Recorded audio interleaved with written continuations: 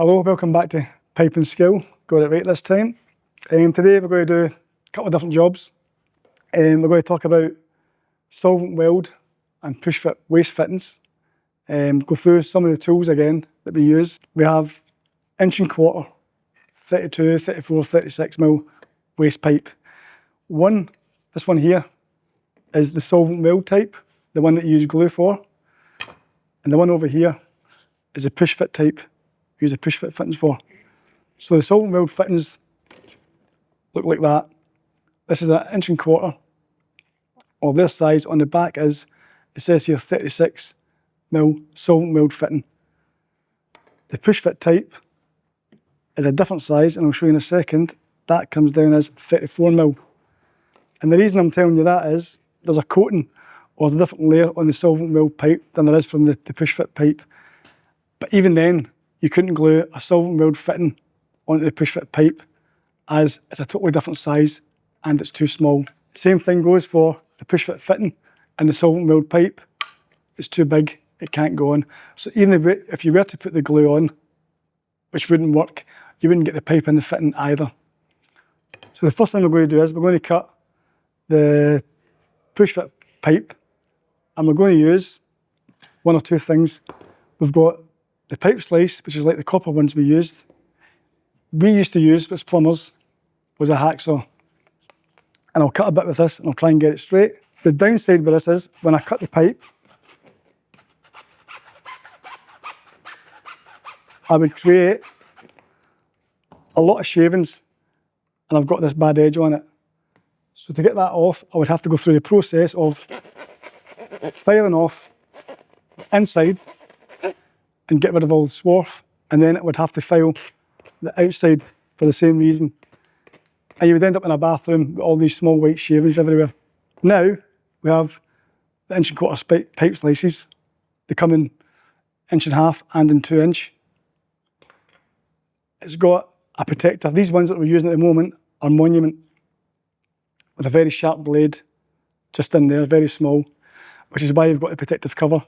If that goes back in your toolbox, make sure you've got that on it. If you're in an attic and you're reaching in, you could put your hand inside it and give yourself a nasty cut. So we keep these in here. To use them, exact same as a pipe slice. I will get my pencil, I will mark which I want to cut, I will get the pipe slice.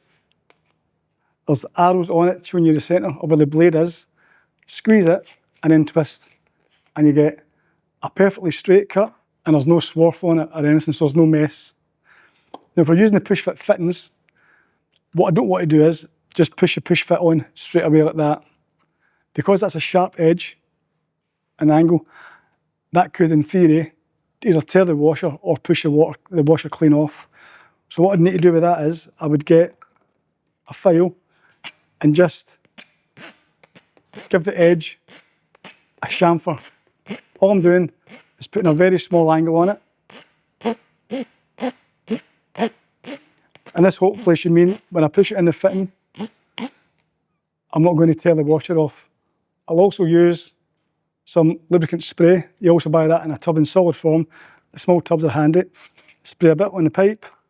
I get the fitting. I want to go full slip. So that pipe should go that far into the fitting.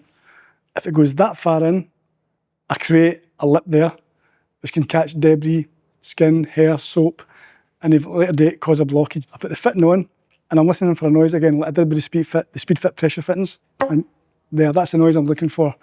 I know right away it's went full slip. If I'm not too sure, I can take it back up, and I can see the line of where the silicone spray is stopped, and I know it's went full slip. That's one end on. I'm going to do the same with the other end. I'm going to file.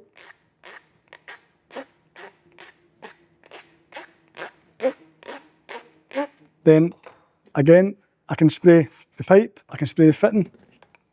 Again, I'm going to make sure, if I put it at the end of where it's going to go, I can put my thumb on the top. So I know my thumb reaches the top of the fitting. I know it's pushed correctly in, like that. If I want, I can take it out again and check it. That is the push-fit fitting done. Advantages, if it blocks, I can take it apart, clean it out, and put it all back together. Also, when you feel the pipes, the push-fit stuff feels more oily and sounds just a bit different and you can actually tell when you pick them up, if you've been using it a lot, which one's what. So I'll put that to one side, and now we're going to use the Solvent-Weld, which most plumbers use now. Quite cheap to buy, and if it does block, you've got to cut into it, you're better off renewing the whole thing. So again, I use a monument pipe slices, I cut it. Don't have to do any filing on this one because there's no washer to tear off, but what I need to do is, and I recommend, is using the degreasing cleaner.